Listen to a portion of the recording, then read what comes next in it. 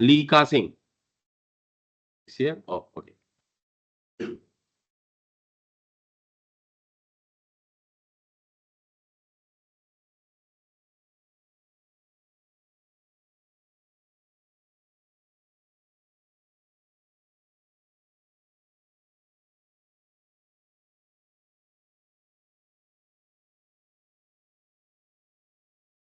Okay.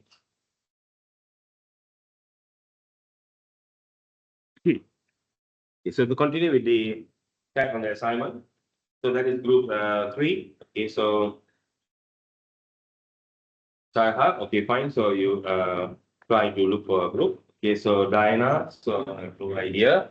Okay, so far only one lesson. Okay, so I'll wait for the response from her.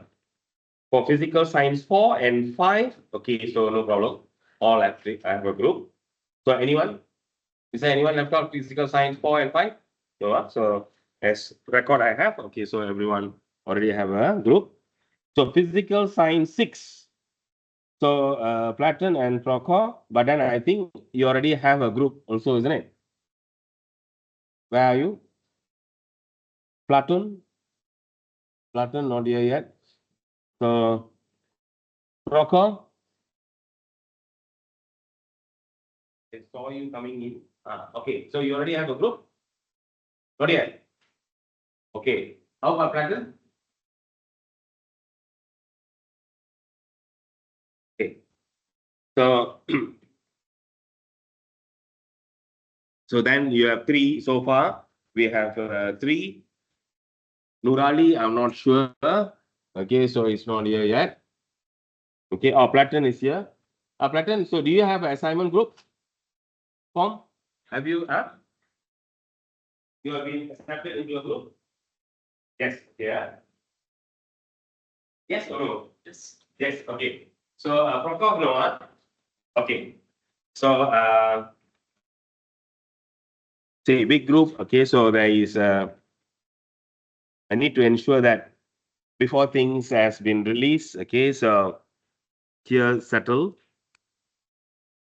So Platon, yes. Okay. So Prokop, not yet.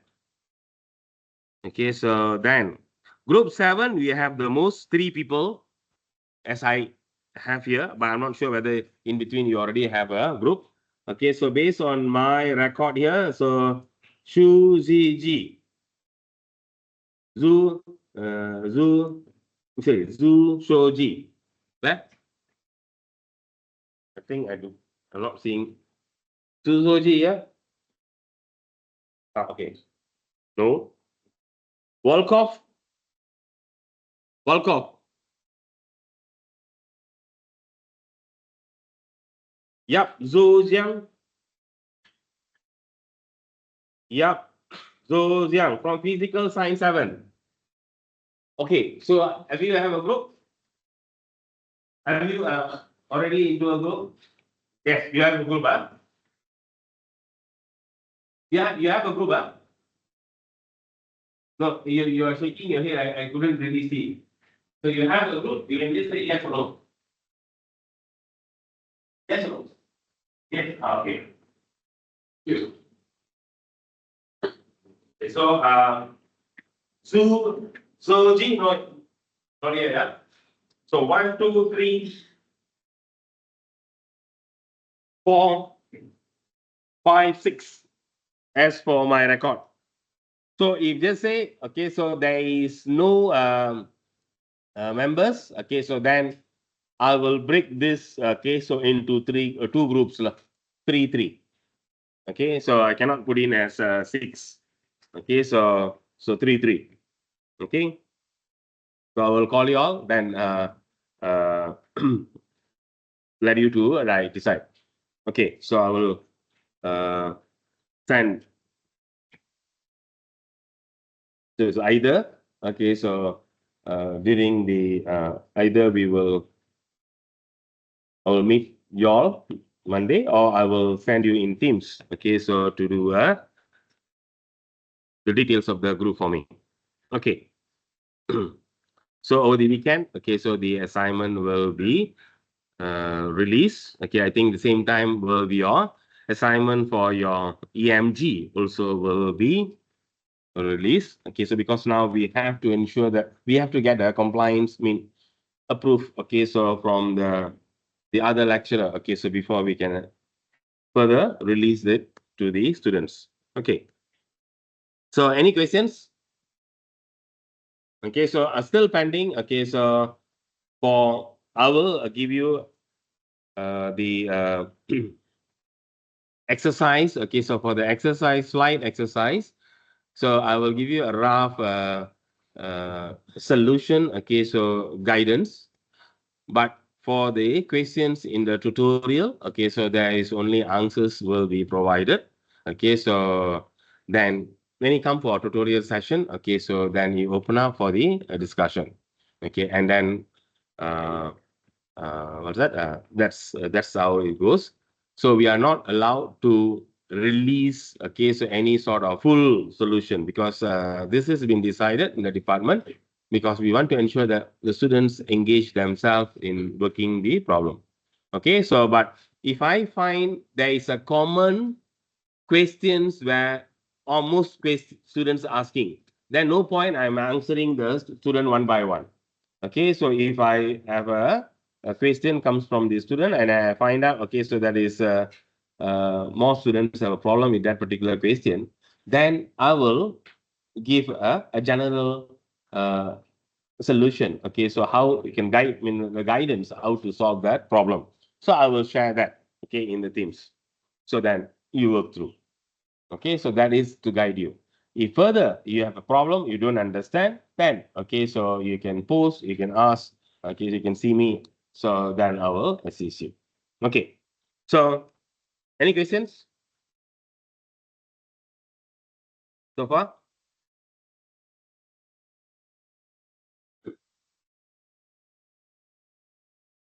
So then we will move on. So it's already see now itself already time runs very fast.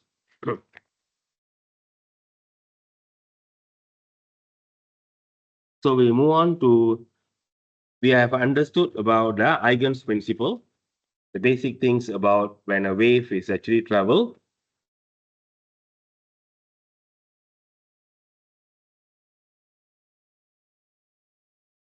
So now we will move on to discuss about the under the principle of Huygens principle. See, Huygens is actually a principle. Under that principle of Huygens, we have the diffraction interference. So the phenomena of the diffraction of a wave, diffraction of a interference of a wave. So it is comes under the principle of Huygens principle. Okay, so that is that is actually the principle. So then under that principle we have the diffraction effect. So what is diffraction effect? So during the experiment, okay, so which you did last week, so we already discussed about that. Diffraction is the effect of spreading of wave. Okay, it can be a light wave, it can be a sound wave, water wave. It is a spreading of wave. Okay, so to a larger area.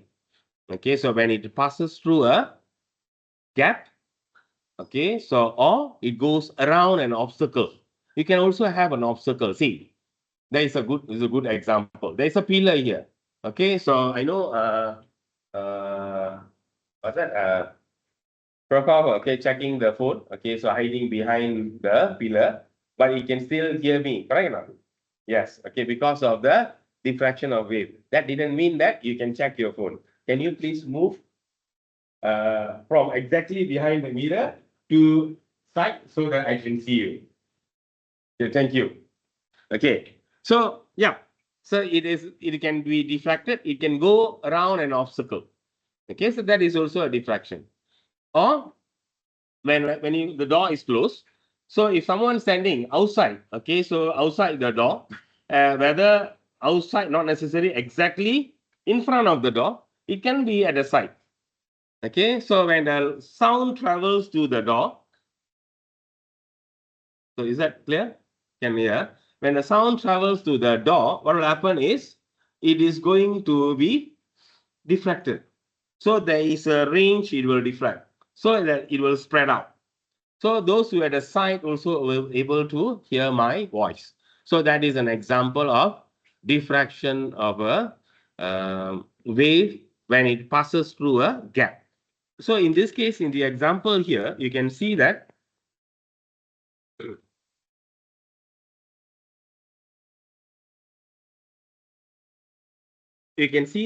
the wave has traveled through a gap. Okay, so but initially it is a plane wave,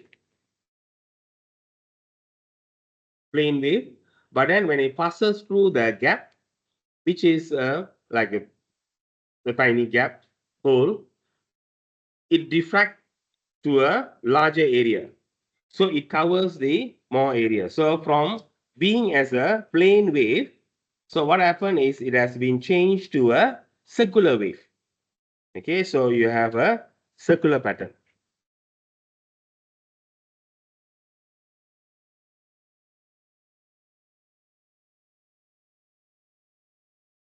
So many things on the table. Okay, so space is becoming a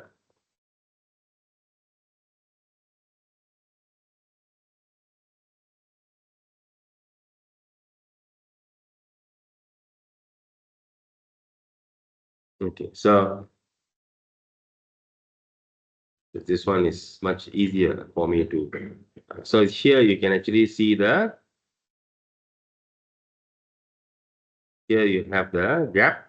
So when it passes through, from being a plane wave, it has changed to a circular pattern. Okay, nothing much over there. So what is actually being changed here? So if I ask you in the diffraction, what you from the diagram that you observe, what actually have been experienced by the wave? What is the changes experienced by the wave? What is the change that experienced by the wave? So when it's been diffracted by the gap, there is a, what is the change? There is a change in the direction, correct? So it is being spread out. But what do you think about the frequency, wavelength, and the speed? Yeah? Yeah. So diffraction will not affect the speed of the wave, the frequency of the wave, or the wavelength of the wave. You can, I'm not sure how clear you can observe. Okay, so in fact, okay, so if I were to, so if you look at it, the wavelength before, okay, so before the diffraction and the wavelength after, it appears to be the same. So the wavelength is same. It is traveling through the same medium. Only it is being diffracted. Okay, it still travels through the same medium. Okay, so example, the water wave, water. Okay, so or the air. So for example, now inside and outside, the medium, surrounding medium is still the air. So when the wave have left, when the wave diffracted by the door gap, it still goes into the air. So the wave is only being spread out. There is no change in the speed. The speed will be still the same. The medium is the same medium. So the wavelength will remain the same. The frequency will remain the same. So diffraction will not cause any change in this three property of a wave. But it will only cause the change in the direction. Okay. So that is diffraction. We discussed about the refraction and reflection before. So you can recall back. Okay, so reflection also there is reflection also that causes the change in direction. There is no change in the three parameter of the speed, frequency, and the wavelength. But refraction, yes. Okay, refraction causes the change in direction. Morning. So it causes the change in direction. Okay, so refraction. At the same time, it also causes the change in the speed and wavelength, correct? The frequency will remain the same. If you check back, okay, so frequency will remain. So all this comparison you need to know, okay? it can be asked in the question which is comes under this yellow one. Okay, so which is requires a explanation. Okay, so a qualitative question. Okay, yellow one. The properties. Okay, so what are properties changes? What are the properties does not change? Please take note. Okay, move on.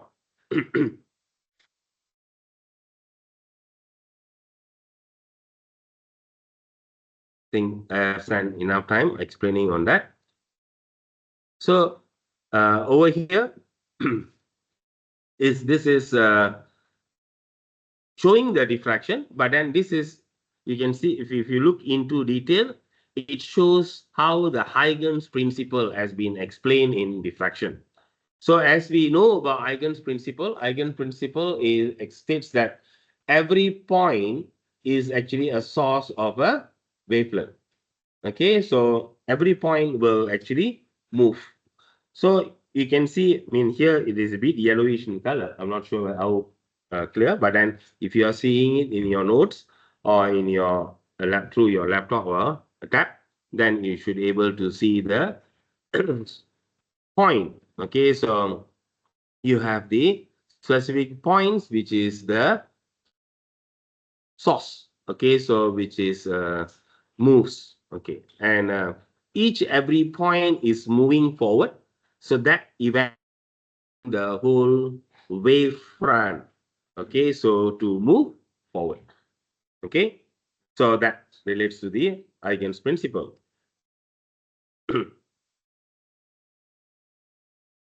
So that is about a diffraction. So now we go to the interference concept. Okay, because in the process of the experiment, when you did the experiment, the second experiment, okay, so last week about the interference. First, okay, so there is a diffraction when it passes through a single slit. Okay, so I mean double slit. Then you have a multiple slit. First, when it passes through a slit, there is a gap. So the gap will cause the wave to be diffracted. So when the wave has been diffracted, it has produced two or multiple, depending on we are referring to the double slit or multiple slit. So you have more source. After the diffraction, you have more source. When you have more sources, what will happen? When they move, because all has been spread out, so they will overlap each other. When they overlap each other, that's where the interference takes place. So diffraction comes first, then followed by the interference. Okay, so for example, I'll just just say I refer to a double slit.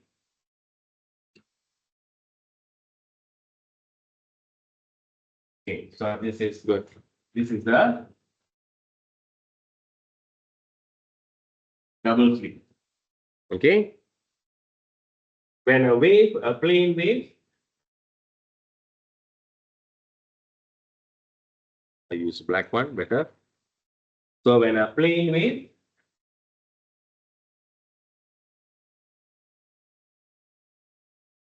moves forward to the, so this is S1, S2. So there's two openings. When it passes through the opening, what will happen? It will be diffracted.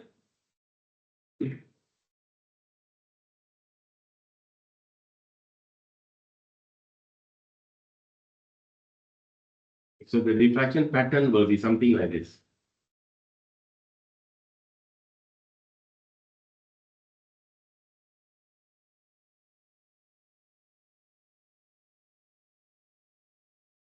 Okay, so that is from S1. Then from S2, also I will have.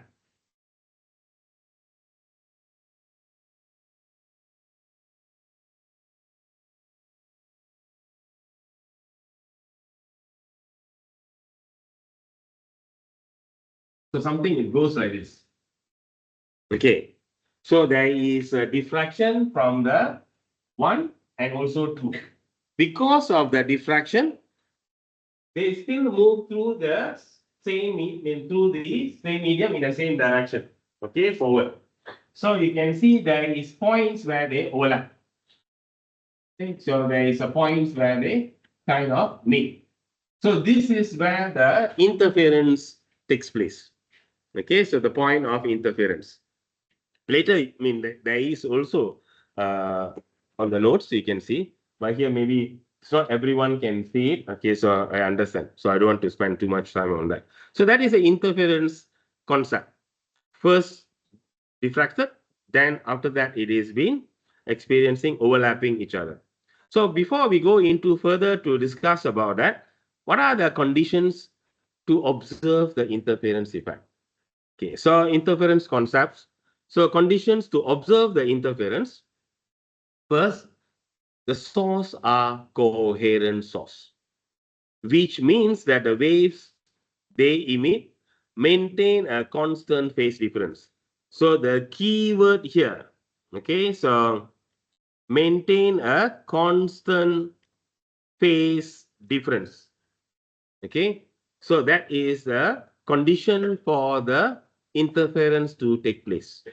In order to observe a clear pattern of interference, the two wave, for example, what I sketched, the two S1 and S2, the two sources must be a coherent source. So what is meant by a coherent source? How many of you all have heard about this word before? Coherent. Okay, yeah. So definitely if it's you are referring to IGCSE, International Syllabus, SPM. Okay, yesterday the SPM results was out. Anyone got the SPM results yesterday? Everyone got the results last year, isn't it? Okay. So I mean, there may be someone wanted to improve on the certain subjects, okay, so like VM and so on. Okay, so okay, come back here. Quite a number of students who got a straight A's. Okay, I think 14,000 plus. 14,000 plus students have got a straight A's for the Malaysian SPM exam. Okay, so move on. So that is coherent source. Oh, my battery is weak. Hold on. There's so many obstacles today. First, the cut.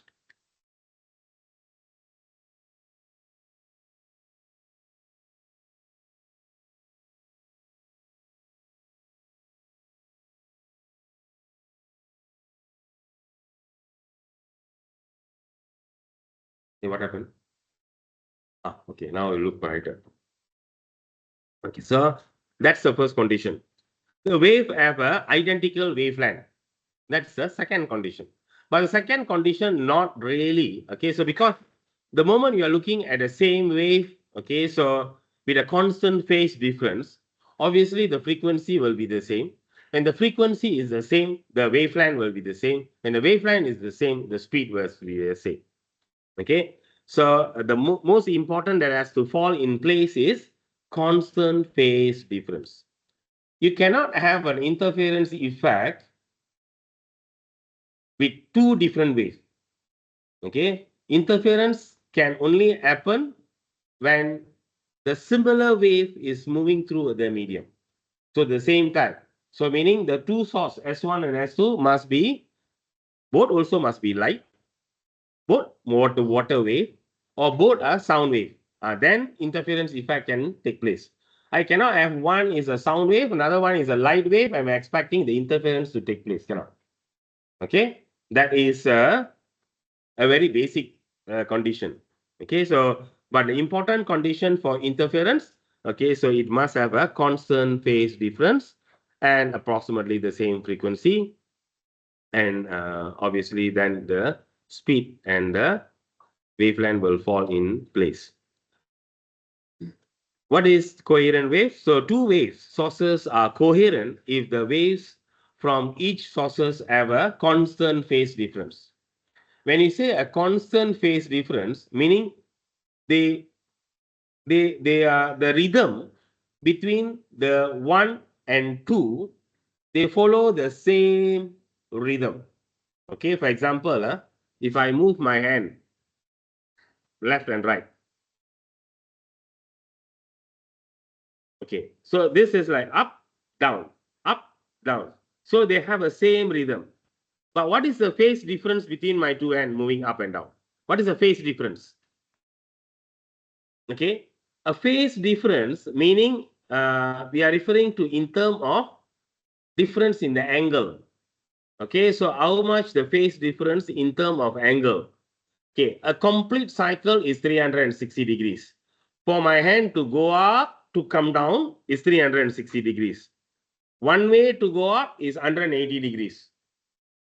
Okay, so in this case, if this is going up, the end, both end left and right goes up and come down at the same time.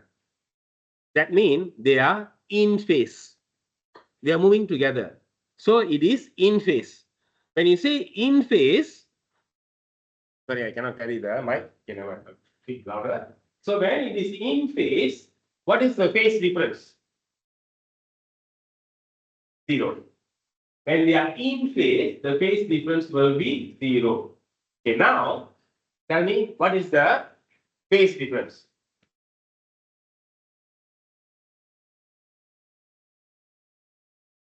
What is the phase difference?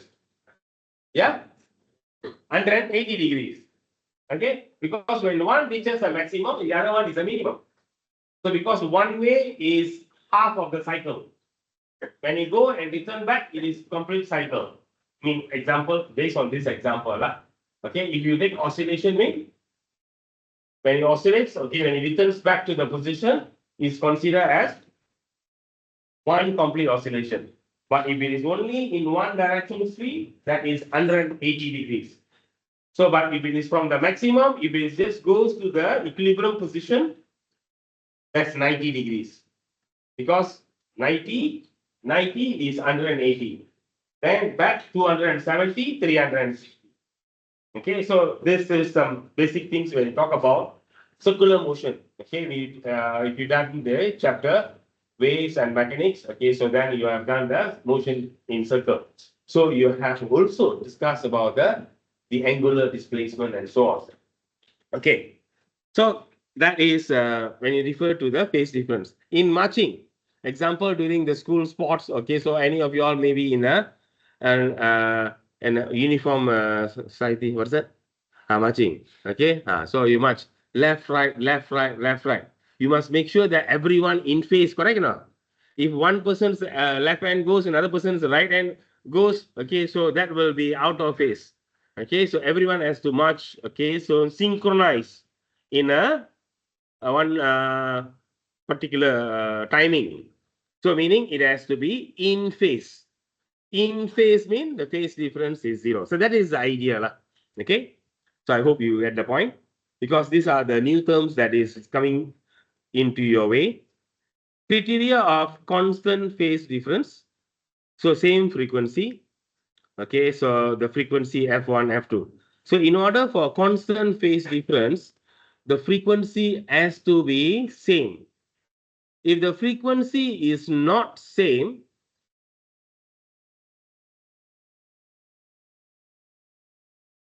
okay, if the frequency is not same, then you'll never able to achieve a constant phase difference or out of phase. Out of phase means 180 degrees. Okay, so a constant phase difference. Okay, so they're together.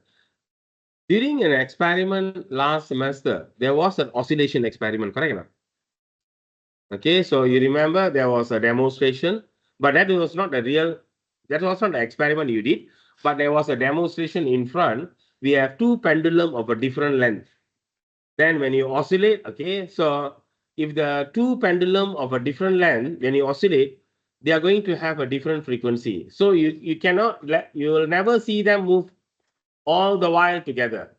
So at one time they will move together, then they will go out of phase, then they will come together, go out of phase, because natural frequency of the both pendulums are different. Okay, so that is something related to that. So but the amplitude not a problem. Okay, so if you look at the point at the bottom, okay, so the amplitude didn't matter. So the amplitude can be different, not necessarily has to be same. But in order to have a constant phase difference, the frequency has to be same. Okay. So interference concept, as I already mentioned just now, you must have at least two source lah. With a single source, you cannot have interference. Okay, with single source, there is no interference. So there must be at least two source so that the two waves, when they move, they can overlap each other, as what you see in the diagram here. Okay, so you have an amplifier. This is probably a loudspeaker. Okay, so an amplifier connected to a loudspeaker. So you have two loudspeaker connected to a single amplifier. We don't have two different amplifier which connected to a different loudspeaker. So you have two loudspeaker, but the loudspeakers has to be connected to the same input sound generator. Okay, the same input, because only if it is the same input, we can ensure that they are coherent source. If you have two different source, cannot. So you cannot have a coherent source. Two different people, okay, two different people, definitely they are humans. Okay, so yes, but then two different people, they have a different way of thinking and analyzing. So cannot be coherence. So therefore, in order to have a coherent source, it has to come from the single source. That's why you can see in this case, the amplifier, it is just a one. But from that, you channel to two amplifier to produce two source of sound, which comes from the same original generator, and interference takes place. So we can ensure it is a coherent source. Okay.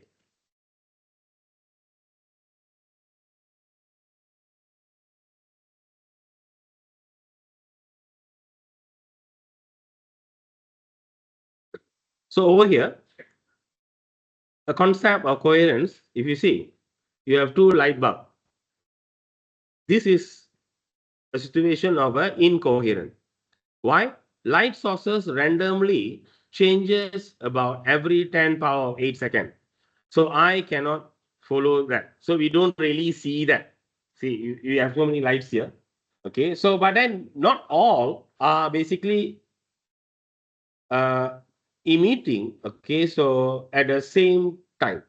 Okay, there is a slight changes, but it's very 10 power of minus 8 second. We are not sensitive enough to able to you can say to observe that.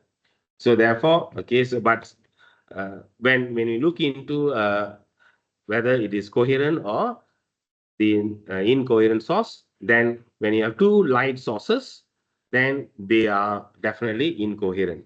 So when you want to do an experiment, interference using a light source, then you use a single source. The day when you did the experiment, you only use a single source, correct?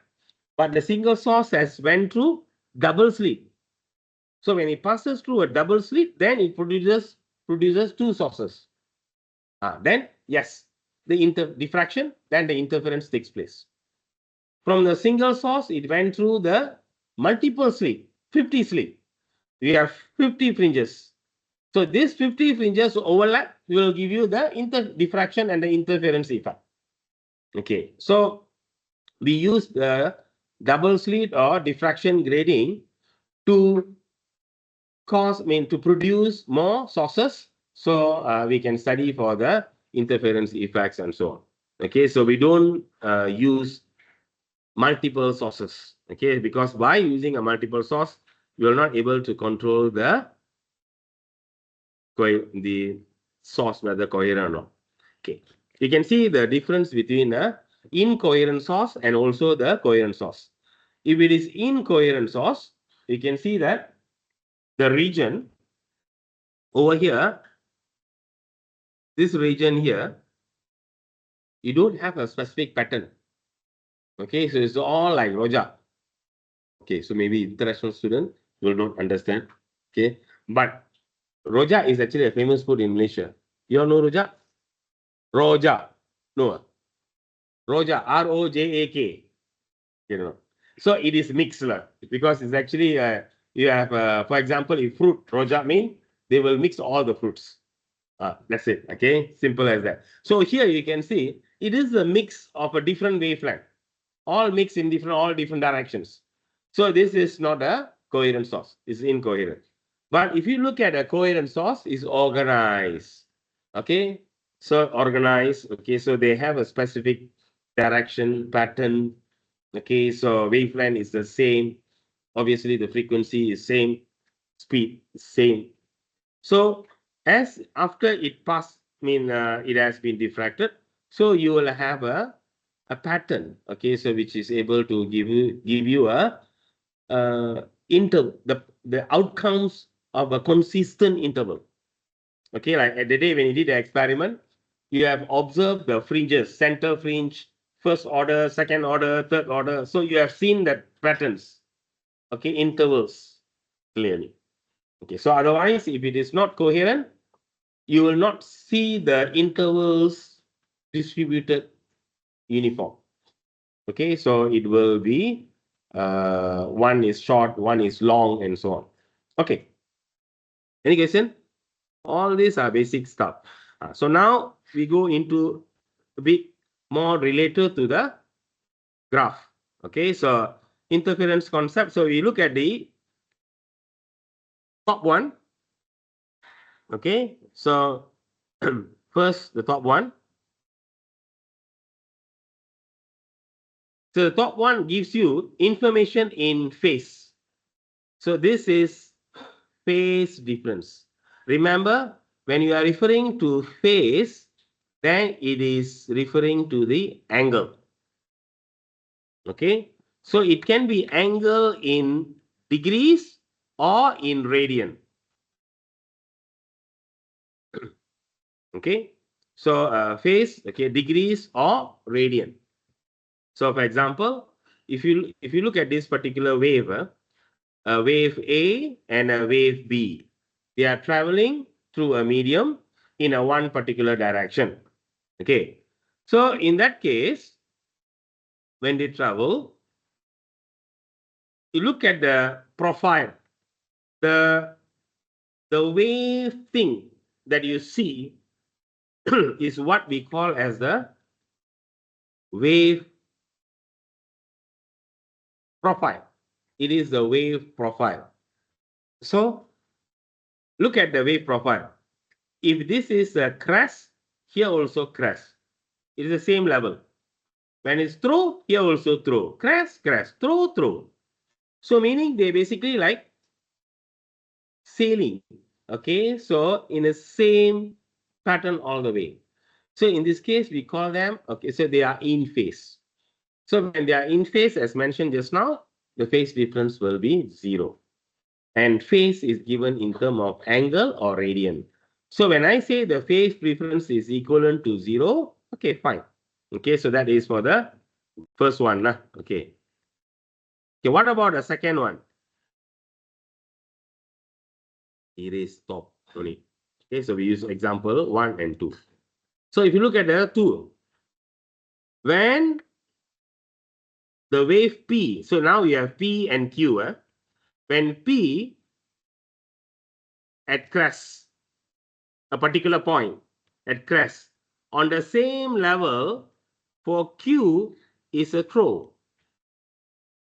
So meaning crest, the other one is a throw. Okay, so it is basically going to move exactly opposite, out of phase, we call it. The phase difference, this one, if you want, you can write in words there. That's mine. So you can write. So this is in phase. So over here it is out of phase. So when you say out of phase, it can be either written as pi radian or 180 degrees. Okay, pi radian or 180 degrees. Sorry. Okay. Go on. Look at this. See, it's not necessary as to be in phase or out of phase, 0 or 180. It can have a different phase difference. Okay, so but then provided that that remains constant throughout the travel. So if you look at the example 3 here,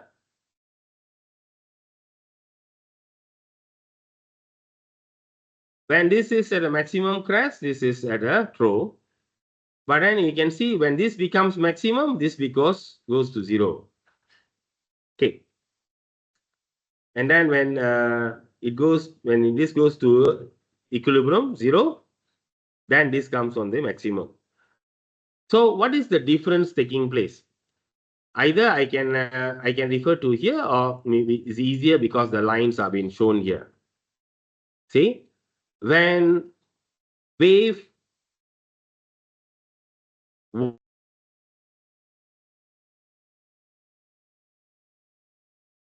y is crest, okay, so the crest, so what happens to the x? So for x to reach to crest, okay, so it is after a some time delay here. So what is the phase? How do you find in this case phase difference? The difference of the time interval between a and between x and y reaching a specific same condition, meaning reaching a maximum, which is the crest.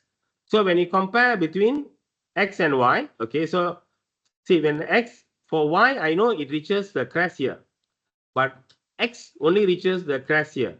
So this is the difference taking place. And we know that when you are referring to one complete cycle, this is one complete cycle. Half of this is half of the cycle, but half of the cycle is basically the quarter of the cycle. So 360 degrees is one complete cycle. 180 degrees is half of the cycle. Half of the half cycle is 90 degrees. So that's why in this case, the phase difference between these two waves is 90 degrees, which is pi over 2. Do you understand? Okay, so not really complicated. Okay, so but it's just you understand the logic of it. Don't memorize more. So once we have understood this, so then we will go into the discussion about how do we able to find the optical path length. Okay, for example, optical path length, very simple thing. Okay, so we will take a break in a short while. So that when you want to find the optical path length, see, if I need a, never mind. Okay, so straight, but then I cannot have a person walking straight there. But never mind, it's okay. So you say, when when I release later, okay. So there will be some students exiting from this door. There will be some students exiting from that door. But the distance we travel to this door, from a particular point, okay. So they say for me, from here, for me to travel to that door and to that door, is the distance same? No, the distance is different. So what is the difference in the distance between exiting this door and that door? That is the optical path length, the idea of optical path length. Okay, so the difference in the distance, okay, a particular wave if I'm referring to me as a wave, so for the wave to travel into the medium. So when a wave travels from one medium to another medium, so there is a change in the wavelength. Okay, wavelength in the air, wavelength in a water. Okay, so will be a different for light wave or sound wave. So what is the wavelength? Okay, so when it travels in the air, okay, so and when it goes into a water, so what is the wavelength? So when you find the difference in the wavelength, that can be also referring to the optical path. So that's the idea. So we can just you can just have a look first. Okay, so we will take a just 5 minutes break only, because we have kind of taken up time earlier. Okay, so I will still in the class. So, yep, you can go, and those who want to sign, we can sign.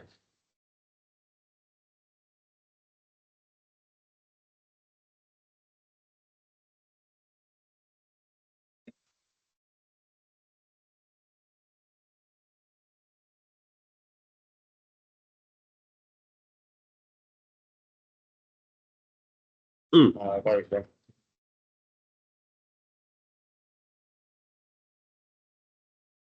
We started from 0. Yeah. Then what was the problem? The problem was, I don't think after I connect all the points until the setting is zero. Because once you start from 0, then should not be a problem. So meaning, if you didn't pass through 0, means it is the experiment. If means that is due to the results outcome of the experiment. Because I'm not sure how do you consider that like the graph is over half of the graph paper, but I calculate Oh, the number of. so now this is what you sketch, isn't it? This is not a problem. This one can. But isn't it too? No, it's okay. This is already more than 75%. You mean consider the height or the height of the? Yeah, because your graph 0 starts from here. Your range, okay, so your points, this point here. So this is already, I will say this is already like definitely is more than 50%. Nah. And the layout, it didn't really make it back. So it looks fine. I thought it was considered. Unless the graph is something like this. Only this portion of the graph paper, okay. And yes, this one is okay. I told him. So we determine from the like the height lah. How much like is it? How much is basically like our. So how much Just is roughly, roughly look at the graph. okay, if you like one, count the box 1, 2, 3. it's okay. Okay. Because once you draw, it's already like you are going to draw up to here, right? That's decent already. I see. Because I was afraid when I draw the graph, it's less than. So that's why I advise when you use a range. Also, okay, so we try to take a wider range, then we can cover more. I think this is the basement in the graph because if I want to use the 5 scale.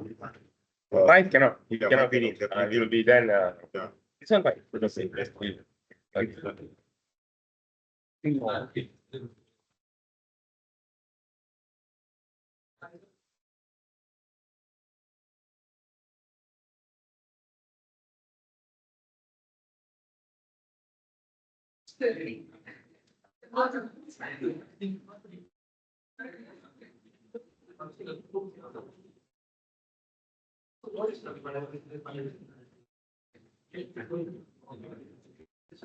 For EMG, I mean attendance, how do you all find? Ah.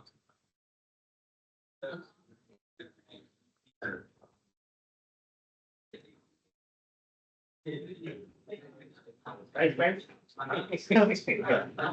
You got up and came straight to the class.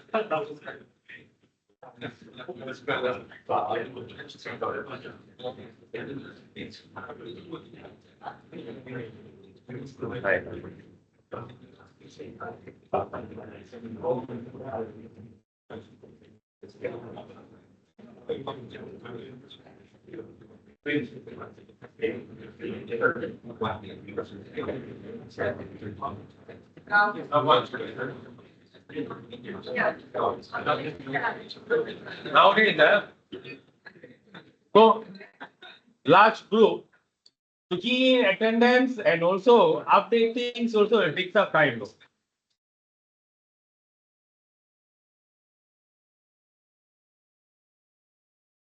Yesterday, so for excluding today, so trying to update the attendance because we have to update from the third week onwards.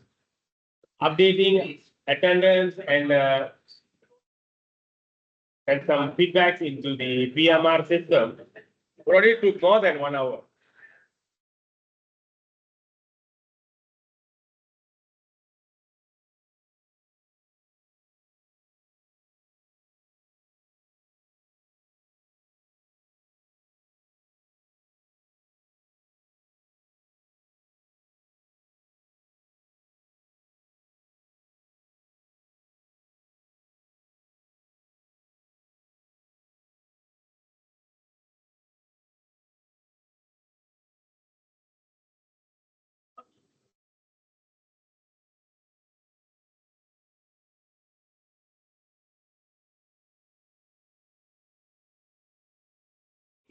and they have same Amplitude not necessarily must be same. Frequency must be same. so like they can be coherent, like it can be combined.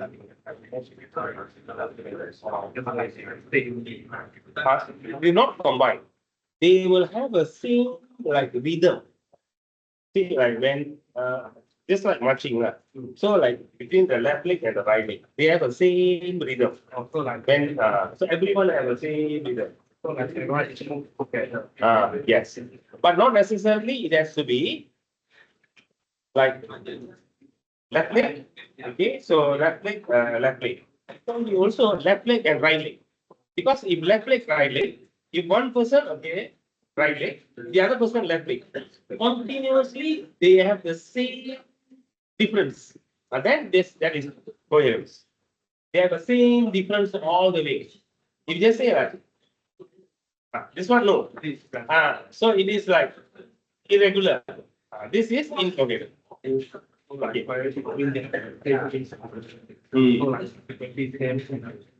Yes. Yeah. So, but they can have a difference in the phase. Either they can move in phase, they can be out phase, or their phase difference can be 90 degrees or 30 degrees or 6 degrees. But two of them must have the same difference. And it is coherent. Okay. Hello. You already booked the place for the whole semester.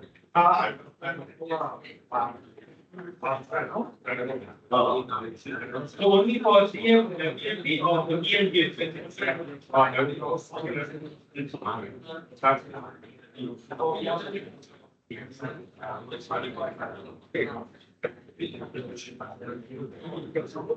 Remind me, okay, so during my first degree, okay, because here is 200 students. My first degree, okay, so we had about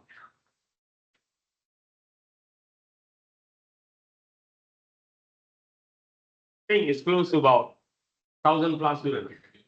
It is the big, we call it as the decay. Dewan Kulia. So you have decay 1, 2, and so on. So the main hall, which is able to take more students, that is decay 3, Dewan Kulia 3. So which will it will incline. Okay, so this one is the incline is not much, the elevation. That one will elevate until the top person will be somewhere very high. So so when they are sleeping on the bench, cannot see. Okay, so but even here also, okay, so could not see. Yeah. The same lah. Okay, so those who walk in early for the lecture basically will, it's not to book the front place, they will book the back. Okay. Back will be occupied first. But it's 1,000 students, okay, so very difficult to like, you just follow lah. Okay, so there will be no pause and something. Okay, so you will just teach. Okay, you just pick lah whatever. So you cannot take it, it's already too much, your brain is already saturated. Okay, so then you shut down. Okay, so and sometimes suddenly some of my physics lecturers, okay, so they are professors, okay, so they think too much until sometimes they react very weird, no, okay, so but they are really smart, okay, so but they sometimes they act weird. Okay, few occasions I remember. One of my lecturer I know is one of the leading fiber optics researcher. Okay, so he gets a lot of grant, millions of grant, which comes from the TNB and so on. Professor Harit. Okay, so he was a scientist. He was announced as a scientist. He got an award as a scientist. You know? Okay, when he comes for lecture, how he comes? He comes to campus with a cycling. He cycles to campus. Okay, so he wears a jeans where the jeans got all torn all over, and he wears a what we call as a Japanese slipper, the slipper. You wear the slipper. That's how you walk into the lecture. Okay, you walk into the lecture, then you speak. Okay. Another lecture I have. Okay, so also prof. He teaches the classical physics. Okay, so you will be teaching suddenly. Okay, you are looking at the notes and suddenly you disappear. You will not be in front. You don't see him in front.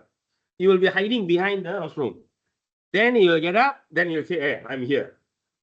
So for a professor doing that, okay, you get shocked, no?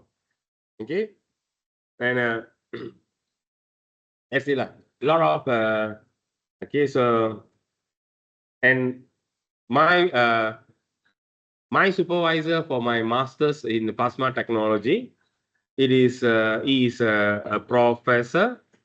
Okay, so when he is one of the leading researcher. Okay, so in plasma technology in Southeast Asia. Okay, so I think you can Google, you can still find, but he already retired. Okay, Professor Wong Cho Sam. Okay, so Professor Wong Cho Sam, WONG CHONG Wong Cho Sam. Okay, so he was a leading plasma technology researcher. Okay, so that is my specialize in my during the masters. Okay, so move on. Interference concepts when we relate further to the optical path length. Continue from index, okay, so which is the refractive index of refraction. I used to say it as refractive index, easier.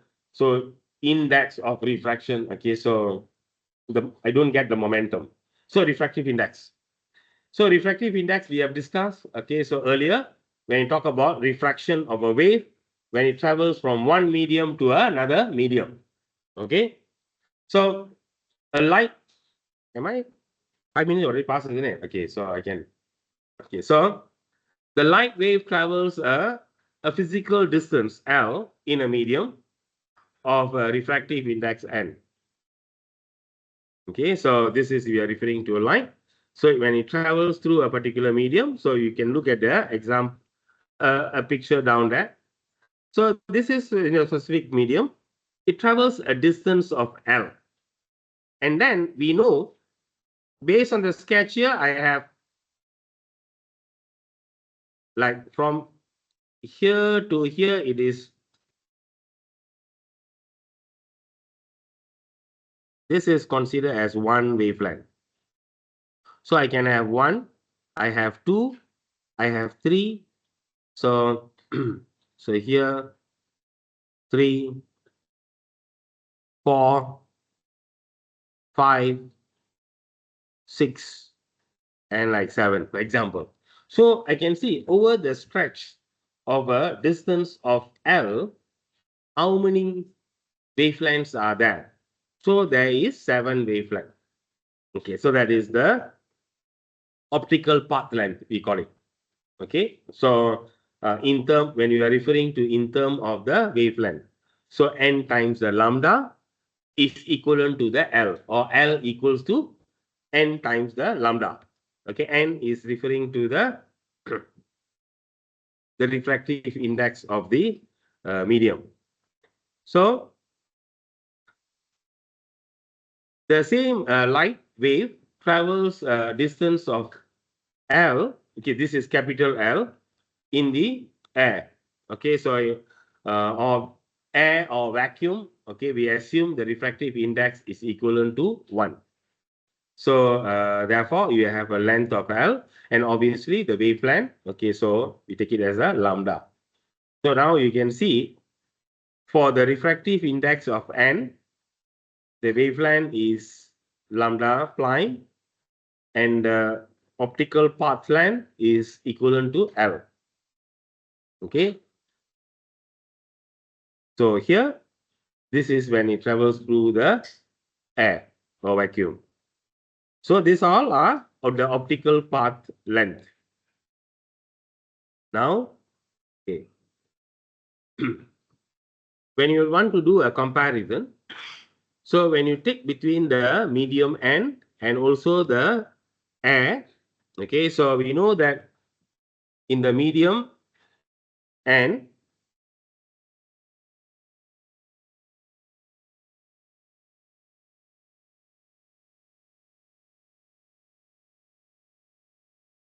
okay, so in the medium and we can relate between L and lambda applied. So I can take a ratio up to me. I can take the ratio of L divided by the lambda applied or the lambda applied divided by L. So here we take it as L divided by the lambda applied. Okay. So then when it goes into the medium air, so now the optical path length is L, capital L, then you have a lambda. So it must give you a same ratio. Okay, it should work out to be a same ratio.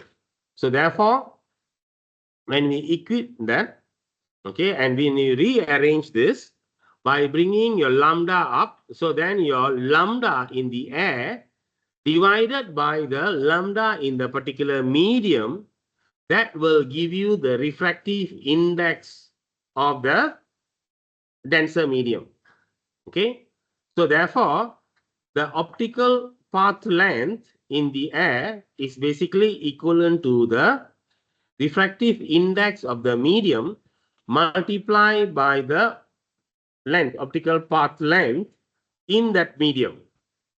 So therefore, okay, so that will give you the actual length the wave can actually travel, the distance travel. Okay, so in the what's that? In the air. See, and then you count and see. This one, I have 1, 2, 3, 4, 5, 6, 7. 1, 2, 3, 4, 5, 6, 7. It is still same, 7 lambda, 7 lambda. Okay, the wavelength is the same, but then you notice that in the air, it is stretches further. It moves a further distance. Okay, so that's where you can get to find the optical path difference. So by knowing the optical path length in each medium, then you will be able to find out what is the optical path difference later. Okay, so still with the optical path length. So therefore, the optical path length of the ray in a medium is the equivalent physical distance of a light ray in a vacuum. Okay, so the optical path length of a light ray in a medium, okay, is the equivalent physical distance of the light ray in air or in a vacuum. So that's, you can see the formula where L is actually the actual length it travels in the air, equivalent to the refractive index multiplied by the length in the particular medium. Okay, so equivalent in the sense of number of wavelength. So in a way, this is equivalent to 7 times lambda, like if I based on this example, because in this example we discussed, okay, so there is total of 7 lambda. Okay, that should be equivalent to 7 lambda. Okay, so that can vary the number of wavelength. Okay, so depending on the discussion, depending on the example. Okay.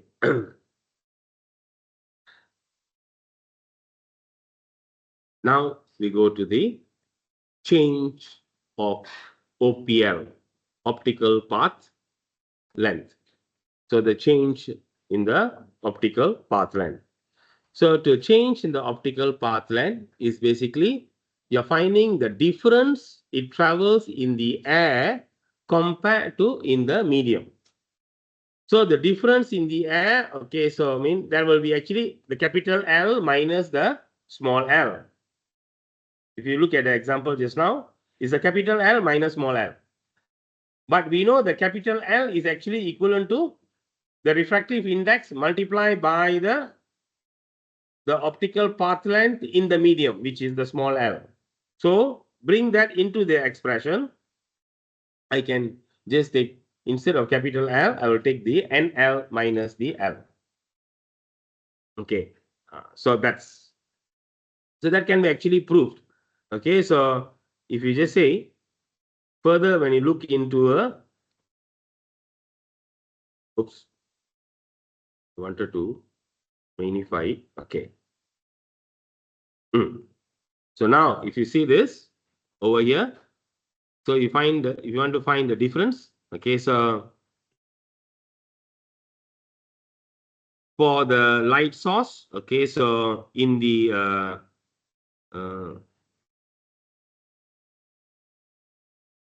so we know that basically L, okay, so that is the distance, so we can take the L, but then, okay, so here you have your L1 plus L2, okay, so, and then if it is passes through a medium, so in the medium, okay, so there is the optical path length as a L. Okay, so when you use a small l, sorry, so small l. So between a capital L and small l, L1 and L2, okay. So therefore, when we want to find the total length here, that will be equivalent to your L1 plus L2 plus the small l, okay, so I mean plus the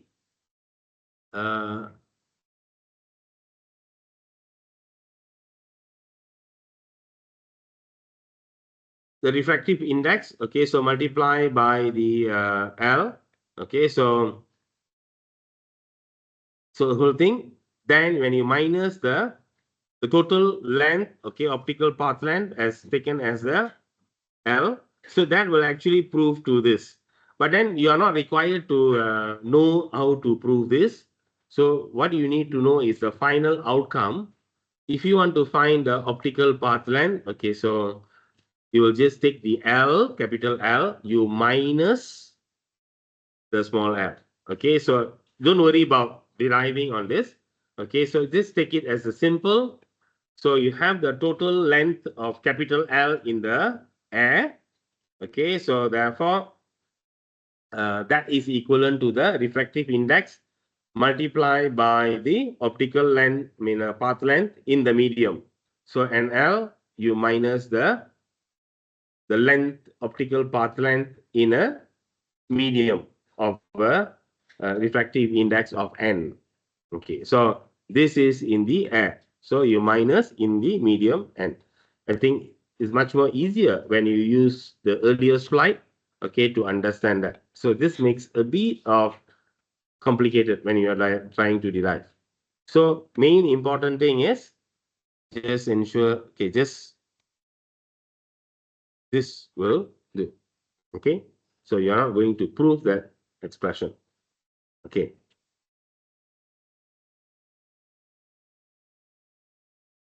Okay, this is the example 2. So could you look at it?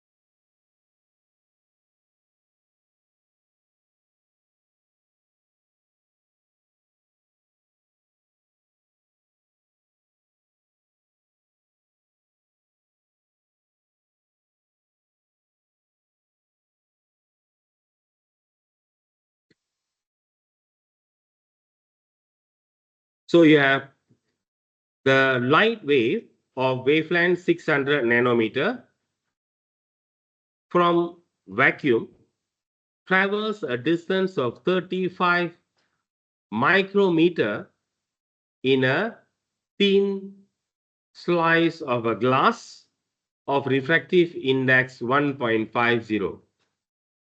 So what is the number of wavelength made by the wave along the 35 micrometer distance in the glass. So what is the number of wavelength?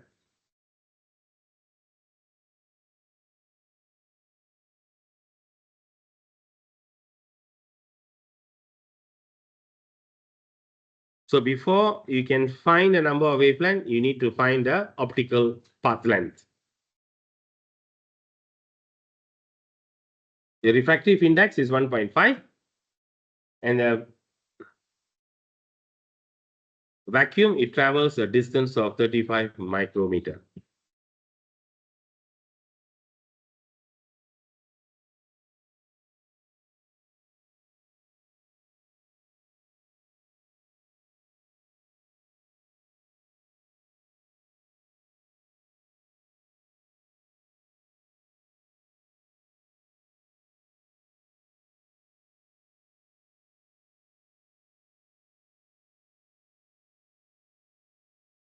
So what is the optical path length?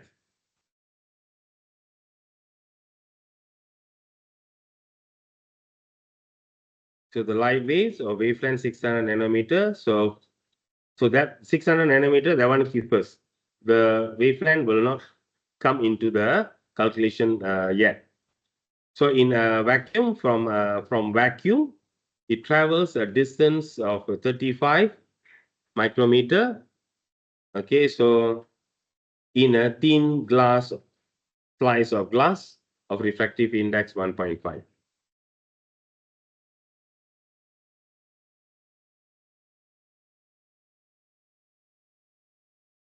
So when a refractive index is 1.5, so you multiply by the L, which is the optical path length. Okay, so in the optical path length in the glass, so 1.5 times 35 micrometer, sorry, what do you get? So you'll get an answer. So that is going to be the optical path length.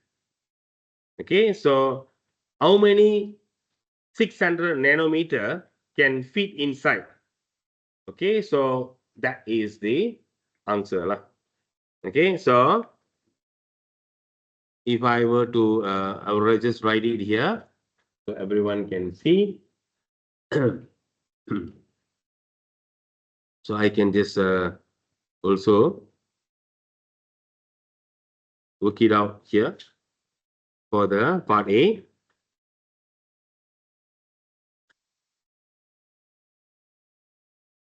Okay, so for part A, so we know that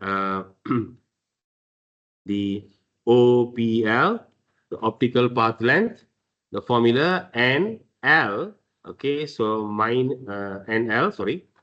So we know the refractive index is 1.50. You multiply by 35 micrometer. So it's 35.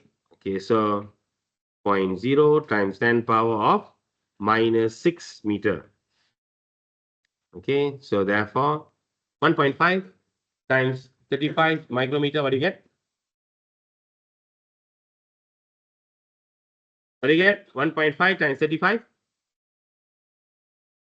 Yes? Yes, boys? 1.5 times 35? Yeah? 525. So you have 525. 1.5 times 35. Okay, so times 10 power of -5, correct? Okay, so -5 meter. That is the optical path length. So in that particular optical path length, how many of this wavelength of 600 nanometer can fit in? So, because according to the question, that's what you want to find. Okay, so what is the number of wavelength? Okay, so number of wavelength. So you will take 500, 5 to 5, point times 10 power of minus 5, you divide by 600 times 10 power of minus 9 meter. Okay, this is also in meter, this is also in meter. Basically, you're finding the number of times. So that will give you the number of wavelength. So what do you get? 80, 87.5. Okay. So that is for part A. Next.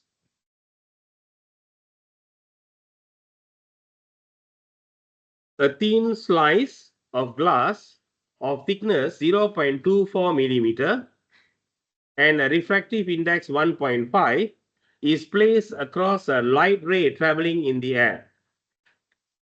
What is the change in the optical path length? Now it is the change in the optical path length, of the light ray due to this piece of glass.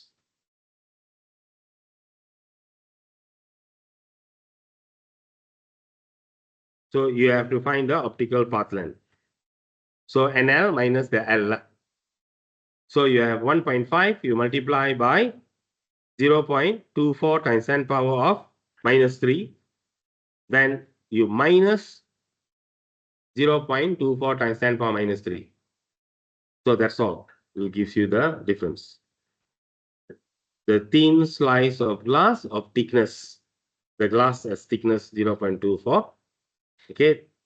So, and the refractive index is 1.5. So, it's placed across a light ray traveling in the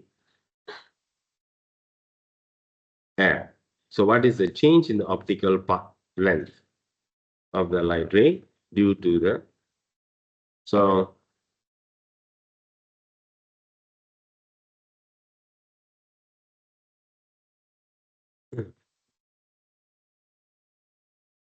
B, so optical path length is equivalent to NL minus your L. So your NL is N is 1.5 multiplied by 0.24 times 10 power of minus 3 meter. Okay, so minus 0.24 times 10 power minus 3. Then you get your answer. Okay.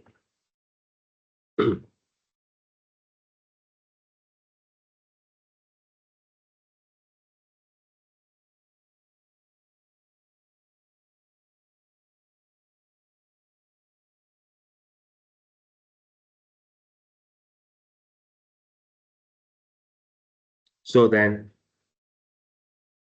here, okay, so we can also further look into, I think, okay, so,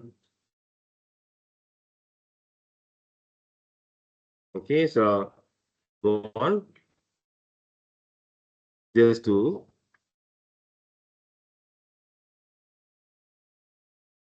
conclude for today, okay, so see further we can lead the discussion about the optical path difference, where we actually mean the ultimate objective is not that.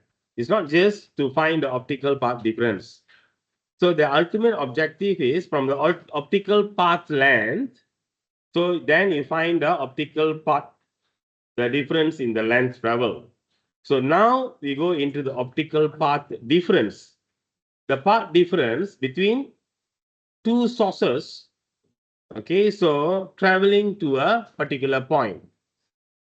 So like just now, okay, so if you look at it, S1 and S2, okay, so they travel to a point P, which is the center fringe.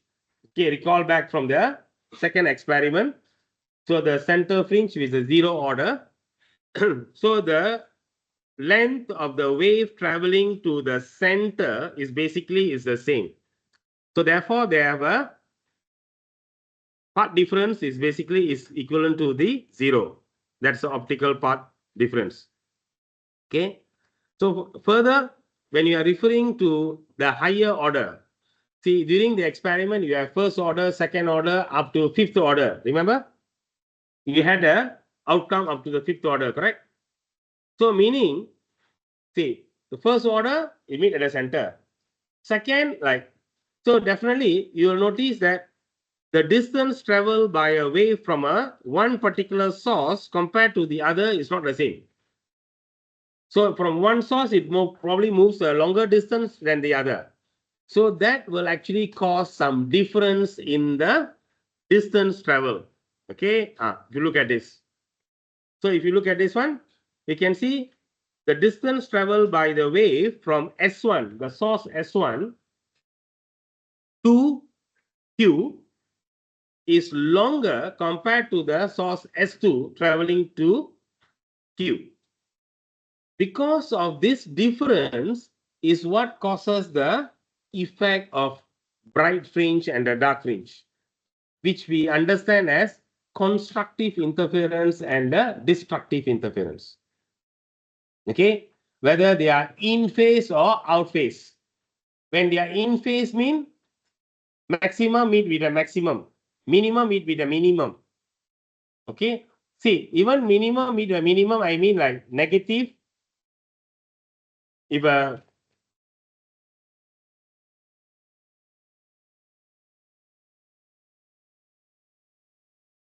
they say if maximum meet with the maximum, that will give you. Okay, so for example, if the amplitude here is A, here A, this will give us 2A, correct? So if it is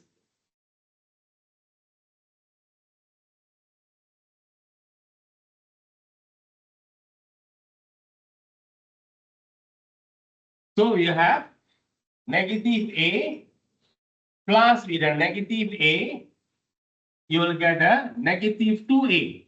But this is also considered maximum, but it's on the negative. So these two are example of a constructive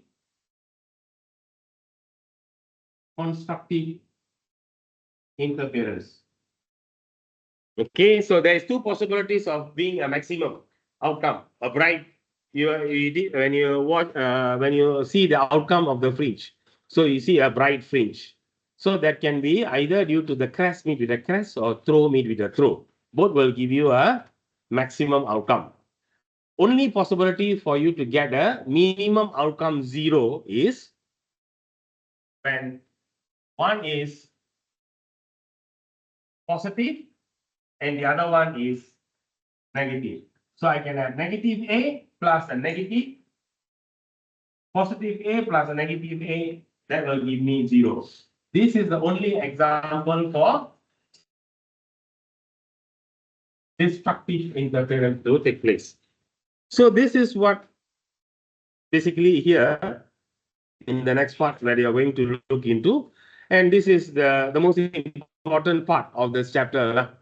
Okay, so when we discuss about interference, when you relate to the constructive and the destructive interference, when you look into the general pattern of what going to cause the outcome, okay, so of constructive and the destructive interference. Okay, so please take note. Okay, so when you have when you have time, if you look into that, and this will be the areas where it will be very much tested. Okay, so during your quizzes, okay, I mean during your quiz and also in your finals. Okay, so with that, I will end the session. Thank you.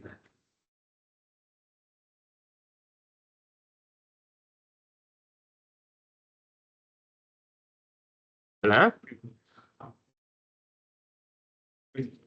Yes? I will get the session of B. Later.